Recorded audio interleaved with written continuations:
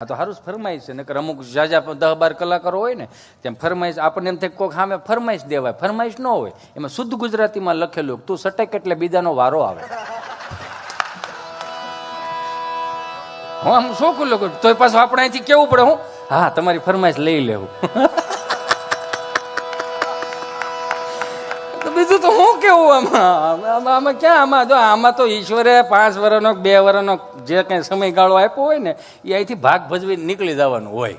અહીંયા કેટલાય આવ્યા ને કેટલાય ગયા ને કેટલાય આવવાના બાકી છે. રાવણ વીએ ગયા તો આપણે હું અહીંયા કરી લેવું. આપણે અહીંયા તો તમારા હૃદયમાં રામ રાજી થાય એટલે ઘણું ઘણું. હું જેથી ધામમાં જાઉં તેથી કૂતરું હોક પાળવું જોઈએ, સમજ્યા? આટલું જીવીને જવાનું. આજ રોટલો નહીં કેમ તો કે અંટાળો ગયો. એ જવાનું છે બસ. હરિભજનનું ભાથું બાંધીને નીકળી જાય ને તો ઘણું ઘણું. સંતોએ સાચવી રાખેલું છે. આ 200 વર્ષ સુધીની પરંપરાઓ, 150 વર્ષ સુધીની પરંપરાઓ મને તમને આદિ અનાદિથી અહીં પહોંચતી આવી છે. એનો મતલબ એવો છે ને કે બધાએ જવાબદારીના ધોહરા ખંભે રાખ્યા હતા. એમ ગામડામાં તમે વિયાવો, ચારધામની યાત્રામાં કોઈ વડીલ આવ્યા હોય ને તો એના ગામમાં હજી હું કહું, આજના યુવાનોને ખાસ કરીને કહું કે આજની કીર્તનની કડીઓ, વર્ષો પહેલા લખાઈ ગયેલી કીર્તનની કડીઓ આજના યુગમાં કામ લાગે ખરી. ચારધામની યાત્રામાંથી કોઈ વડીલો આવ્યો હોય, 10-15 વડીલો હોય ને એમાં 30-35 વર્ષનો યુવાની વડીલોની સેવા કરવા ચારધામની યાત્રામાં ગયો હોય ને તો 80 વર્ષના 90 વર્ષના દાદા એ જે યાત્રા કરીને હામૈયા કરતા ગામડામાં 5-5 કિલોના અબીલ ગુલાલ ઉડાડે, ખાલી દોકડ બાંધ્યો હોય, ખાલી મંજીરો હોય, બીજું કાંઈ ન હોય. 80 વર્ષનો દાદો એ 30 વર્ષના છોકરાને પગે લાગે. એટલે આપણે પૂછીને કે દાદા તમારી ઉંમર મોટી છે તો આને હું કેમ પગે લાગો? પણ ગામડાના માણસની ભોળ પણ જોવો કે બાપા અમારા ભાગમાં ચારધામની યાત્રા લખી નથી, પણ આવડો જુવાન જો 30 વર્ષનો યુવાન ચારધામની યાત્રા કરીએ એવો એને પગે લાગી ને તો અમને એમ જ થાય કે અમે ચારધામની યાત્રા કરી લીધી. જોવો તો ખરા આ ભોળ પણ તો જોવો. હજી વડીલ સંતો નાના સંતોને ક્યારેક પગે હોટ લાગે તો આપણે પૂછી કેમ આમ, તો કે સંત સ્વરૂપમાં છે. અને ભગવાન સ્વામિનારાયણે તો કીધું તો કે સારા સંતોના દર્શન કરો ને તોય તમારા ભવના દુઃખ ભાંગી જાય ને અને કર્મોય વિયા જાય તમારા. બાપ તમે વિચાર તો કરો, તમારા પાપ બળી જાય. ચારધામની યાત્રામાંથી કેવા વડીલો હાવ દેશી હામી. આપણે દેશીથી શરૂઆત કરી અને હું દેશી માણસ છું. મને કે આ તો ઠીક છે, તમને બધી ફોર્માલિટી કરવા માટે આવું બધું પહેરવું પડે, નકર આમાં ઘામ બહુ થાય. લખો લ્યો ઘામ ન આવે. હાવ દેશી એટલે કેવા હામૈયા.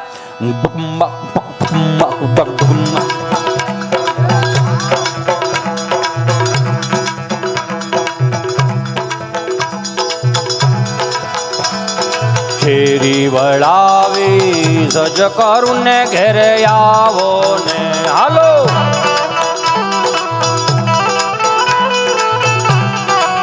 એમાં ગળાઈ પાછા ધોમરા જેવા હોય, રાગ નો હોય પણ મજા બહુ આવે. તો અમે હામ અહીંયા કરવામાં કઈ આવા સભા પહેરીને નહોતા જતા. અમે ચોકલેટો વીણવા જતા.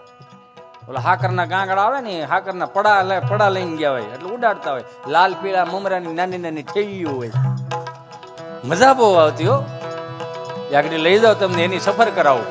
હા શેરી વળાવી સજ કરું ને ઘેરે આવો ને કાઈ શેરીએ પથરાવું ફૂલ વાલમ ઘેરે આવો ને. હાલો શેરી ફેર આપજો. હા ઉતારા દેશો ઓરડાને વાલા આવો ને. હાલો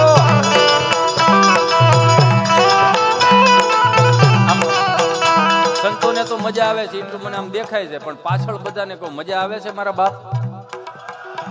અને કદાચ હું અહીંથી દાંત કઢું અને કદાચ 1-2 જણાને 5-7 જણાને દાંત ન આવતા હોય તો સ્વામી મને માફ કરજો. એમાં હિતેશ અંટાળાનો ફોલ્ટ નથી, અને ઉપરથી સર્કિટ જ ફિટ નથી થઈ.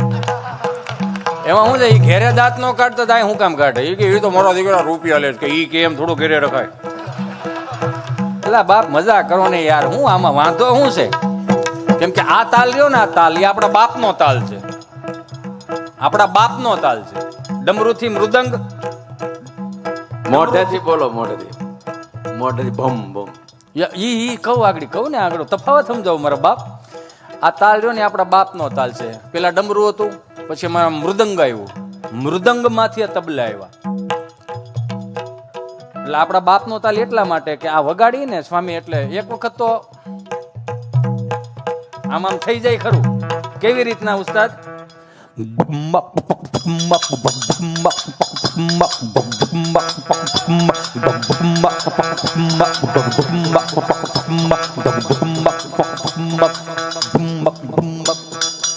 આ ચલતી હતું દેશી હાવ હિંસમાં.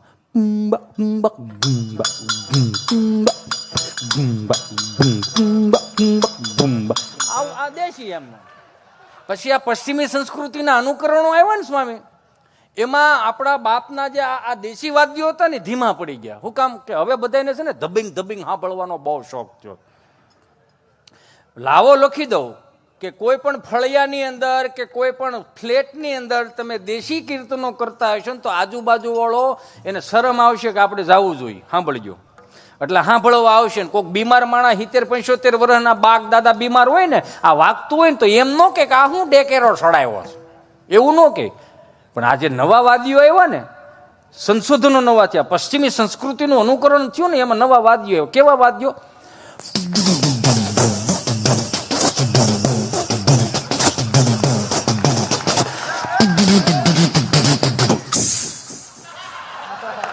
મોટી ખંજરી હોય. અને હવે તો હાવ આમ નવું હાવ.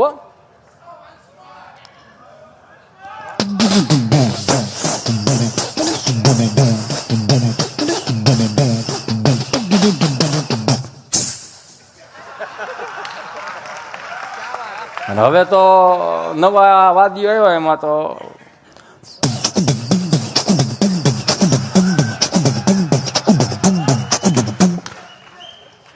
પછી ફિલ્મ વાળા જોર પકડવું ને એમાં નવું.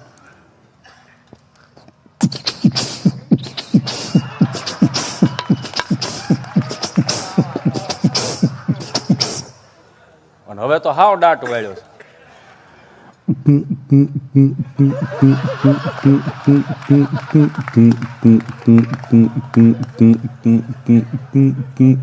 એની કરતા આમાં આવો ને, શેરી વળાવી સજ કરુણ ને ઘેરે આવો ને, કાંઈ શેરીએ પથરાવું ફૂલ વાલમ ઘેરે આવો ને.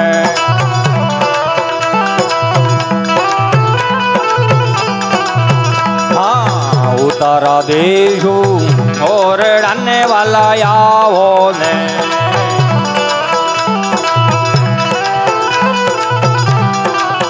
એકાય દેશો મેડી ના મોહલ વાલમ ઘેરે આવો ને.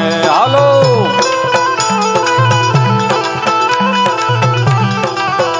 હા નવણ દેશો ઢૂંઢી આને વાલા આવો ને.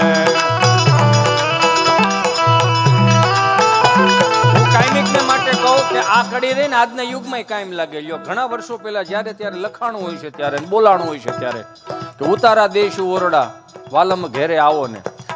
એ મહેમાનોને માન, સંતોને માન હતા, મિત્રોને માન હતા, એ પ્રમાણમાં કીર્તનો ગવાતા હતા. પણ આજના યુગની અંદર આ મોબાઈલના યુગમાં લગ્નની કંકોત્રી, ચાંદલાની કંકોત્રી, વાસ્તાની કંકોત્રી તમે વોટ્સઅપમાં ઘા કરી દો.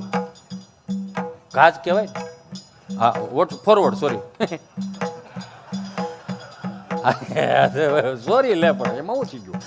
એમાં વોટ્સઅપમાં તમે નાખી દો એટલે નીચે આપણે હળુકનારા લખવું પડે કે આ કંકોત્રી મળી ગયા પછી નીચે ઓકે લખજો. અને આપણે ઓકે લખી તડિંગનારા ઓકે આવે, પણ આમ ફિલિંગ નો આવે, ભાવ નો આવે કે ત્યાં જવું જોઈએ આપણું છે ને એવું એવું કઈ ભાવ નો જાગે.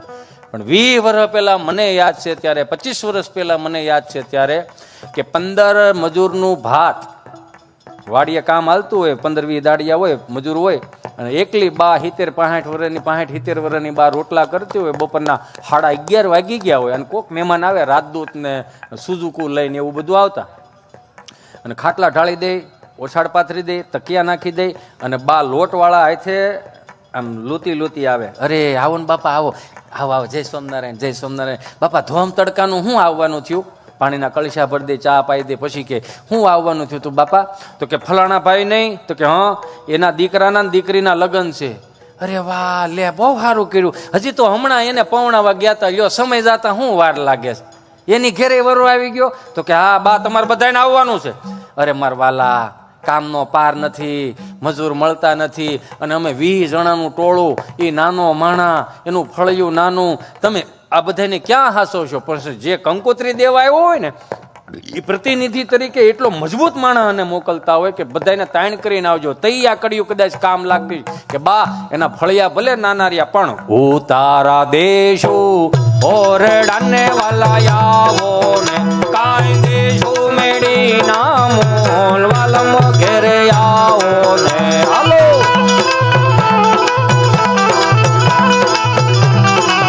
ગુરુજી તો આજે કડિયું ગાતા ને વડીલો પાસે કે જેવા તેવા વડીલો નહીં, ગામમાં 5-7 આવા ડાલા મથાઓ, 5-7 પૂરા હોય ને ડાલામાં તો માથું હોય ને પૂળો પૂળો મૂક્યું ને માથે પાઘડીને 500 માણાની જાન આવી હોય અને એમાં કદાચ 150 માણા વધી ગયા હોય ને અમે હારીથમાં જતા એટલે ખબર હોય. પેલા ભારતીય બેઠકની પંગત હતી, આમ આમ બધા વડીલો આમ બેઠા હોય અને ઠાપ ઠાપ ઠાપ લાડવા મૂક્યા આવતો હોય. આ બધા વડીલો બેઠા હોય જે લાડવા દેતો આવતો ને એ કે હે ઓકાભાઈ આ જુવાન કોનો? તો કે ફલાણા ભાઈ દીકરો છે. એટલે જુવાન લોટકો બહુ, હા તેજસ્વી છોકરો છે. કે આને જમીન કેટલા વીઘા? તો કે 100 વીઘા છે. સારું સારું, તો ફલાણા ભાઈની દીકરી ત્યાં દીધી હોય તો કેમ રહી? તો કે હા ઠેકાણું બહુ સારું. લ્યો હજી એક લાડવો ભાંગ્યો નથી ત્યાં બીજા લાડવાનું હેરવેર ગોઠવતા જાય છે. એટલે આ બાયોડેટાની સિસ્ટમ નહોતી. હું કેવા હું માંગુ છું ને એ ખાલી કેવું કે તે બાયોડેટાની સિસ્ટમ નહોતી. પછી વાહે બરફી વાળો આવે તો કે એ છોકરો સારો છે પણ કે હજી નાનો છે, હજી 2 વર્ષ આવે. કેટલા વર્ષ છે? 17 વર્ષ. હવે તો પછી ગોઠવી ન ખાય આમાં. તો કે એ શું કરે? તો કે એ સુરત છે. ત્યાં શું કરે? તો કે હીરામાં છે. અરે બહુ સારું. કેટલું કામ કરે? 8-10 હજારનું કામ કરે. સારું સારું લ્યો. પણ ભાઈઓ કેટલા? તો કે 7 ભાઈઓ છે. આપણે હતું એમને કરી નાખજો પેલા કે 7 ભાઈઓ. તો કે 7 ભાઈઓ છે. તો કે દેરિયા જેઠિયા વધારે ન થાય તો આમથી ઉકા દાદા ને ભાઈ બોલે એ મારી ઘરે એક મુઠ્ઠી તલવાર પડી છે, તમે લેતા જાયજો, પોહાય એટલા રાખજો પણ દીકરી દેજો. ઠેકાણું સારું છે, ભૂલતા નહીં. આમ બીજો આઈ લાવે. એટલે આવા 4-5 ઠેકાણાના નામ લઈ લેતા. પણ જે લાડવા દેતો હોય ને એ પછી ભીખા બાપા પાસે ભીખા હતા. હા આ 500 માણાની જાનમાં 150 માણા વધી ગયું, લાડવા ઘટે એમ છે. ભીખા હતા કે લાડવો થોડો ઘટવા દઉં. 8 લાડવા તો મેં ઊભા થાય ખાય, એમ લાડવો થોડો ઘટે? ભીખા હતા. હા આમ ડાલા મથા. ગામમાં કોકની ભેહી બીમાર હોય ને તો કોણી મારવા બેહારવા જતા, એવા લોટકા એમ. તો કે ડોલ લાય અહીંયા, લાડવો શું ઘટે? કે બાપા મોહન થાળ હોય ને તો 1ની 2 થાય, બરફી હોય તો 1ની 2 થાય. આ તમે લાડવાનું ડોલ લાય નહીં, અહીંયા લાડવો શું ઘટે? લાય ડોલ આયા. ડોલ પકડે ને તો આવડી લાગે. એ કેવડાવે છે. પછી બેઠે કોઈ આમ એટલે જેમ લાડવા દઈને જાય ને એટલે આમ જે આમ આવતું ને આમ ઊસું જોવે, પોતે વાંકા ન વળે. ઊભા તારે ખાવો લાડવો મૂકું? એક લાડવો મૂકું તને? નહીં મારે અડધો ત્યાં આને આપી દીધો. આ હોમાં હોહરવા નીકળી જાય. આ વડીલોએ કહેવતું પાડી દીધી આ કે આ હોમાં હોહરવો નીકળી જાય એવો છે આ. અને આથી આ કહેવતું પડી કે જેવા તેવા વડીલો નહીં, કોઠા હોય વાળા, ભલે અભણ હતા પણ જ્ઞાન બહુ ઊંચું હતું એની પાસે. ગીતાજી કદાચ વાંચી નહીં હોય પણ ગીતા જેવું જીવન જીવતા હતા. કેટલા સરસ બુદ્ધિશાળી લોકો. 4 દાદા મંદિરના ઓટલે બેઠેલા ને તો એક દાદાને આમ પસાર થવું હતું. જે દાદા પસાર થતા હતા ને એ દાદાએ 4 દાદાને કહ્યું હાલો હાલો ગામમાં પારાયણ બેઠી. હે એ ગામમાં પારાયણ બેઠી? કે કેટલા દી થયા બેઠી? 2 દી થયા. 2 દી થયા બેઠી ને મને ખબર નહીં. ત્યાંથી બીજા દાદા આ એ કથા બેઠી છે પણ આપણને ત્યાં કઈ મગજમાં ઉતરે એવું છે નહીં. હે એ આપણને ત્યાં કઈ મગજમાં ઉતરે એવું નથી. કા આ હિન્દીમાં વાસે ભાઈ, આપણા ઘરનું સમજાતું ન હોય કથા કેમ સમજાય? હે કે હિન્દીમાં વાસે, આપણને નો હિન્દી નો સમજાય. ત્યાંથી ચોથા દાદા બોલા એટલે ભાઈ કથા ભલે ની હિન્દીમાં હોય, ગુંદી ગાંઠિયા મોહનથાળ થોડો હિન્દીમાં હોય, એમાં તો માલ કાપી નાખવાનો જ હોય. કથા હિન્દીમાં હોય કે ગુંદી ગાંઠિયા મોહનથાળ થોડો હિન્દીમાં હોય. હમણાં એક જમવા ગયો ને તો 2 દાદા ઉભા હતા તો 8-9 ગુલાબજાંબુ થાળીમાં. નકર એમ ગુલાબજાંબુ આમ હોય એટલે થાળીમાં આમ કરીએ તો આમ દડી જાય ને, એના તો એમને હથીરા પીડ્યા હતા. મેં કીધું આને કેવો મંત્ર દીધો છે? સમાધિ લાગી ગઈ? કે ના ભાઈ. મેં તો એ કે બધાને અડધું બટકું ભરી ભરીને મૂકી દીધા. એ કે આખા હોત તો સંભારામાં વ્યા જાય, ઘડીક શાકમાં વ્યા જાય. એ કે અડધું અડધું કરીને મૂકી દે એટલે હચીરા રહ્યા છે આમને. બહુ જેવા તેવા વડીલો નહીં એમ, એની પાસે કંઈક લીધા જેવું. એની ભાષા તર્કવાળી હોય, આપણને સમજાઈ જ આવી જોઈએ. હું તો કાયમિકને માટે કહું, આજના યુવાનોને કદાચ તમે ક્યાંય ગોટે ચડતા, આ મેપ તો હવે આવ્યા. આ મેપ વધીને 50-60 વર્ષ, વધીને 70 વર્ષ ગણો ને મારા બાપ, હું વાંધો 100 વર્ષ ગણો હાલો, મારે ક્યાં મારા બાપુજીને. પણ તમને એ ખબર પડી કે આ મેપ હમણાં આવ્યા? હે, આ 200 વર્ષથી આ સંતો એટલા રસ્તાઓ દેખાડે છે, એ કેમ નથી હુજતા આપણને? કેટલા સારા રસ્તાઓ દેખાડે, તોય ભટકી જવાય છે આપણાથી, તોય ભટકી જવાય છે. ક્યારેક જીવનના રસ્તાઓમાં ક્યાંક અટવાઓ ને મારા બાપ, આ સંતોના મુખેથી કથાઓ સાંભળો, જ્ઞાન ગંગાઓ સાંભળો. અને ખાસ કરીને આજના યુવાનો તો જો વ્યસનમાં ઢોળાઈ ગયા છું મારા બાપ. હું જો સાક્ષીમાં કહું છું, હાજરીમાં કહું છું, પૂરી દુનિયાની સામું કહું છું, મારો ભૂતકાળ છે ને સ્વામી બહુ ખરાબ. હું તમને હોય એવું કહું, આપણે બહુ વ્યસન કર્યા, પણ જાયગા ત્યાંથી હવાર. અને દુનિયાનો નિયમ છે, તમે સુધરી ગયા પછી જૂના કાંડ બારા કાઢે. મારો રામ ભલું કરે, આપણે ભલે કાંઈ વાંધો નહીં. અને એવું કઈ છે નહીં કદાચ, આ તો આ ઠીક છે, તમારે બધાની કૃપાઓથી હાલે છે. ન હાલે તો બાપુજીને હોળવી ઘાસે ખેડીને ખાઓ, કાંડા ક્યાં ભાંગી ગયા. આનંદ ગમે ત્યાંથી આવે. હું તો કાયમિકને માટે કહું, ગુજરાતના યુવાનોને કહું, ઘેરે થોડી ઘણી જમીન હોય ને તો થોડીક વાવતા શીખો. મને માફ કરજો એટલા માટે કહું, હમણાં એક મારા મિત્રની ત્યાં ગયો, 6.5 કરોડનો બંગલો બનાવ્યો. એટલે આમ દરવાજો ખુલ્યો ને એટલે એને આમ બધું અંધારું અંધારું હતું, એટલે એને બોલ્યો, હાય શ્રી ઓન લાઇટ. તો લાઇટ થઈ, ચમત્કાર જેવું. હાય શ્રી ઓન આસી. મને અંગ્રેજી નથી આવડતું, પણ તમે હાંકી લેજો. એટલે એસી ચાલુ થયું. મેં કીધું આ ગજબનું. એ કે આ નાખવા માટે કે લગભગ 7-8 લાખ રૂપિયા જોઈએ, 8-9 લાખ રૂપિયા આ સિસ્ટમ આવે. મેં કીધું બહુ સારું કહેવાય. પછી માની લે ઘેરે ન હોય ને આપણે કંઈક બોલાઈ ગયું હતું, એને મેળે મેળે ચાલુ થાય, શું થાય? તો કે હા, એ તો હાય શ્રી કહેવાનું. મેં કીધું બહુ સારું લ્યો. તો મેં કીધું હે તું આ હાય શ્રી બોલશો, એમાં 4 માણસ જમતા હોય અને બીજા 4 બીજા આવે, તો હાય શ્રી આ તારું સેવ ટમેટાનું શાક તાત્કાલિક બનાવી દે ખરું? એ કે ના ના. મેં તાર બા ક્યાં છે? કે એ દેહમાં. મેં તો એને લઈ આવે ને, આને કાઢ ન ખાય. એ તો અડધી રાતે પૂછે જ ખરા, બટા ખાધું કે નથી ખાધું? હે, થાકી ગયો છો મારો દીકરો. વાહ વાહ વાહ. એને લઈ આવ્યા અહીંયા. આ તારા આ શરીર ભરીને આટલું બધું શું છે? ઈશ્વરે રામના રાજ આપ્યા છે, સુખના ખટારા ઠલવી દીધા છે. એનો મતલબ એવો નથી આ સીમમાં જવાનું બંધ કર્યું એટલે જીમના સંશોધનો થયા ને. આ 70-80 વર્ષની બા હજી મુઠ્ઠી એક ફળિયા હજી હાંસવે છે. તો જોવો, મુઠ્ઠી એક ફળિયું હોય. આ 2 વર્ષનો કોવિડ ગયો, કોઈને ગામડામાં પેલા કે હવે ગામડે શું છે, ઓહાના બધા આવ્યા લ્યો. બાના હાથમાં થાવણા આંચકી લે, લાવો બા હું વાળવું જ પડશે, નકર તમને હાંસવશે નહીં કોઈ. આ પાણીના કળશા તમારે હામાં નો જ ભરી દેતા.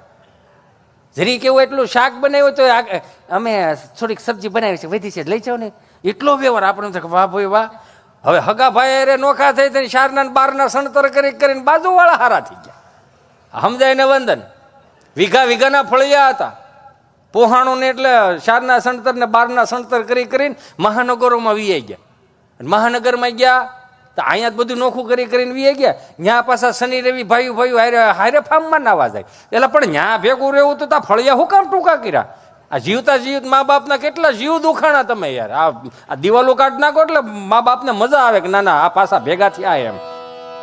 તમે ખાલી દાંત કાઢ નાખો ને તો 18 વર્ષના વેરઝેર ભૂલે જાય. શું વાત કરો?